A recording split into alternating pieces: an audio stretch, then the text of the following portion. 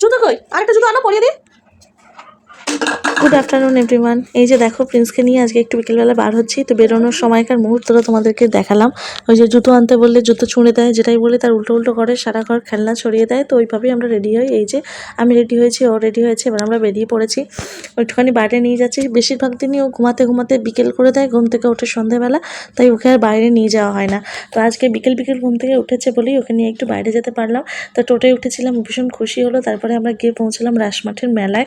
মেলায় যাবো আমাদের পরিকল্পনা ছিল না, কিন্তু দেখলাম যে একটা টোটো এসে গেছে। মানে কোথায় এসেছো? কোন দোকানে যাবে? কোন দোকান? খেলনা? বাবা বলেছে প্রিন্সকে একটা খেলনা কিনে দিতে। কোন খেলনাটা? এইটা? ভালো লাগছে সে?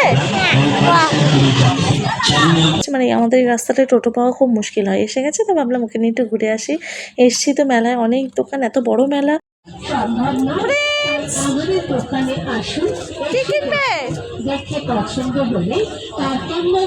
রথের মেলাটা এত বড় করে হয় আমি জানতাম না। রাসের মেলায় অনেকবার এসছি, তো দেখে খুব ভালো লাগলো। দেখো অনেক দোকান বসেছে আর প্রচুর মাইক বাজছে ওখানে। প্রিন্স এবার ঠিক খেলনা জোগাড় করেছে একটা, এই খেলনাটা নেবে বলে জেদ করছে। ও বলছে এক্ষুনি ওটা নিচে চালাবো। তো বলছে নিচে চালিও না, তোমাকে কিনে দেবো। এবার প্রথমেই ওটা কিনে দিলে তো ও হাতে করে নিয়ে সারা মেলাটা ঘুরতে পারবে না। বলছি যে ঘুরে এসে কিনে দেবো, কিছুতেই শুনবে না।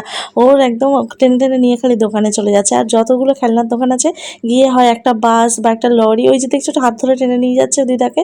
তো যেটা দেখছে বলছে এইটা নেবো, এইটা নেবো। তো ফেরার সময় আলটিমেটলি ওকে কি কিনে দিলাম তোমরা দেখতেই পাবে শেষে। আর আমি ওর কথা শুনছি না বলে দিদাকে হাত ধরে টেনে নিয়ে গিয়ে দেখাচ্ছে, জানে মা তো শুনবে না। এটা বারুইপুরের রথের মেলা। তো তোমরা যারা বারুইপুরে থাকো যেতেই পারো, এখনো 10 দিন মতো এই মেলাটা চলবে।